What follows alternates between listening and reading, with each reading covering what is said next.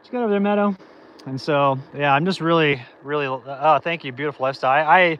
I cannot be more thankful for this lifestyle because, like, I was in sales in the corporate world, and everybody knows sales is cutthroat, and that's just kind of nature of it. But it just wears on you after a while. And I got to the point where I'm like, I just want to change gears. And I reconnected with a friend of mine that I hadn't talked to in ages, and I sent him a message on Instagram, and I was like, yeah, I just decided the corporate world wasn't for me in 2015, and I'm just really glad that I had enough guts to like leave, because I think it would have been easy for me just to stay because of the paycheck, because the pay was really good. But the thing is like I just felt like I was losing my soul. And out here every day is like just it just feels so good to be out here, and it feels good to live life on my terms. And I'm not doing anything illegal. I'm not hurting anybody. I'm not living a bad lifestyle. I'm living a real clean lifestyle and all that stuff. And it just like it feeds your soul and it makes you want to just have more of it. And that's why I feel so fortunate to be out here, because I feel like it saved me. That and then Sierra, Sierra saved me from becoming like a bitter person. Because when I hit the road, I was so disillusioned with the corporate world that I kind of I didn't really have a plan for the future. I was just like, I'm just gonna figure it out when I get out there. And what I would tell people, I'm like, the road will show you the way, and it did for me. So I'm real pleased with that. And what we want to do right now is I got to clean off these solar panels. So let's get these taken care of real quick. And what I like about having this channel too is like I can possibly help other people, kind of figure out what their version of happiness is, because like what I'm doing with my life, not everybody would want to do it. I think a lot of people would, but not everybody wants to live out in the middle of nowhere. And some people really enjoy being in the city and doing all that stuff. And I was one of those people too. I loved going to big cities when I was younger. And I worked in the internet space for the longest time. And during the dot-com boom in the early 2000s, there was tons of money going around. And so I was going to San Francisco, Chicago, Miami, and Dallas, Los Angeles. I mean, you name it. I was all over the place. Salt Lake City, and it was cool to travel. And I loved I loved going to new places. And I always told myself, because I grew up in a small town in Kansas, I always told myself I'd love to go to like Miami, New York, LA, Dallas, San Francisco, one of those big cities, and just see if I can make it. And I did. I was able to make a good living. I had a real good career and all that stuff. But then when the stress got too much and those doctors prescribed benzodiazepines for me, that was my downfall. It really set me back, and those things are so addictive. And it got to the point to where, imagine me, during that time when I was sick on those pills, I didn't go outside for 6 months. Imagine that. It completely changes you to a person that is completely unrecognizable. And for a long time I was kind of ashamed about that, because I thought, oh, I just let so many people down. But the reality is people just want you to get better. And so coming out here and doing this and just changing my life completely, I realized I couldn't change the corporate world, but I could change myself. And I think that's a message that I've had some people be like, why do you even talk about that? Like, it's not, you're not doing yourself any favors by telling people that you used to be addicted to prescription pills. I'm like, well, then my message isn't for you. My message is for the people that might be struggling with that, because you get your life back and it can be way better than what it was before. And, I'm actually thankful that I went through that, because that caused me to wake up. I was looking at my life and I was just thinking, I wasn't born with these problems. But the problem started after I started taking those stupid pharmaceutical pills that are super addictive. And of course my doctor, no, they're not addictive and all that stuff. But, I just think that had I not gone through that, I'd still be struggling in the corporate world. And I think that it's important to talk about this stuff and let people know you can bounce back and you can make your life better. It took a lot of effort, and it took a lot of time.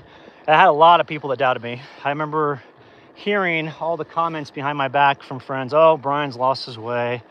He threw away his career. I'm like, I don't want that career anymore. So that meant my message is to the people that might be questioning, their place in life. And if they've gone through stuff like that with the pharmaceutical pills, like that's why I talk about that stuff, because I want to be an open book to everybody and show that there's you know, if you would have met me when I was going through that stuff, you would have thought I was a loser, because I was way overweight. Right now I weigh about 175 pounds. I was 230 pounds, never went outside, totally bloated, completely unhealthy, sleeping all the time because I was on benzodiazepine. So I was just, you know, just jacked up. And, you know, I started realizing, I'm like, if I continue this, I'm just going to die early. And I didn't want to die early. I wanted to live a good life. And I always thought that my life would be more than a corporate job and a paycheck. And so I just realized that I had to change.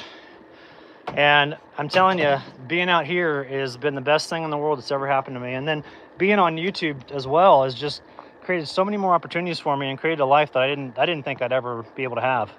So I'm just real thankful for that. And I'm thankful for the struggle because it brought me out here, you know. And so I want to go through some comments here real quick. Let's see. Thank you so much for your honesty. I struggled with opioids for a very long time for Rayleigh and found a great substitute.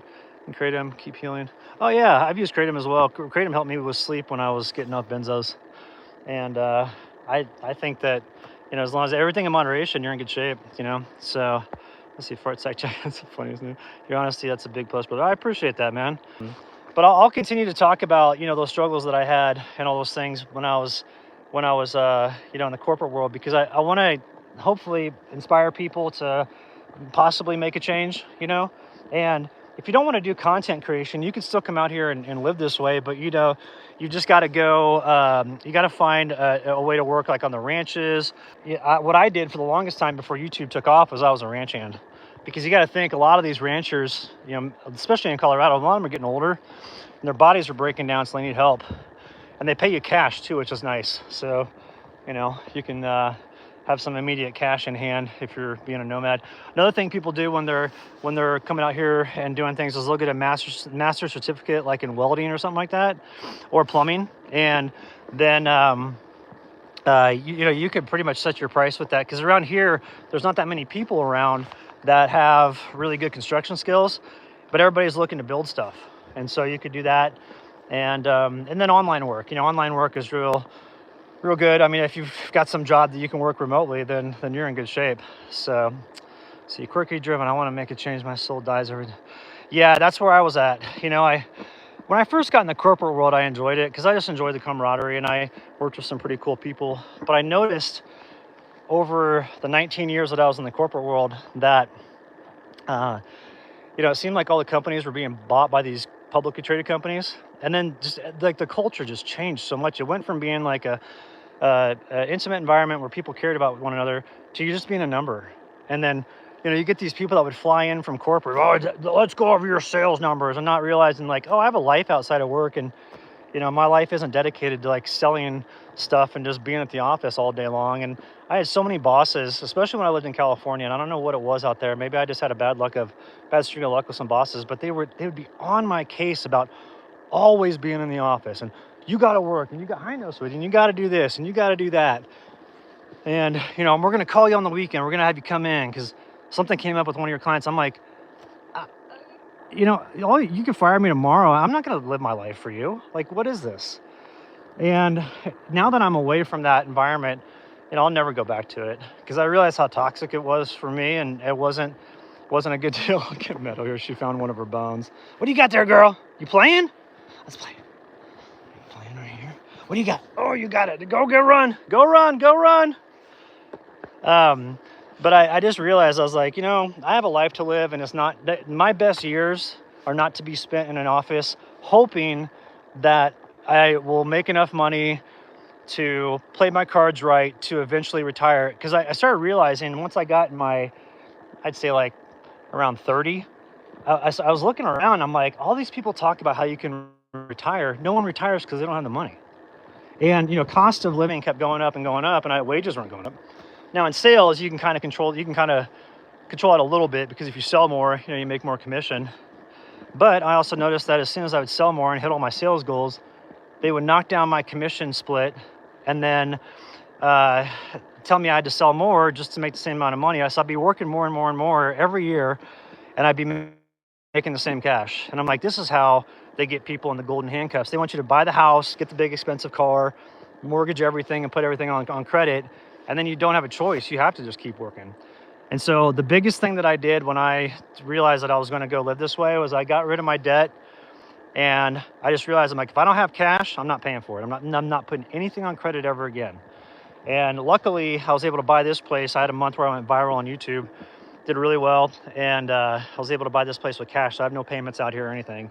So the only payment that I have is my property owners association dues, which is only $92 a year. My insurance for my car, and then my insurance for, my health. That's it. And the property owners association dues, it just basically helps us to maintain the well and our roads out here because we're off the county maintenance road schedule. So, I mean, I have no expenses in my life, and it's nice. I mean, I've got I have Starlink. Okay, so that's like $165 as well.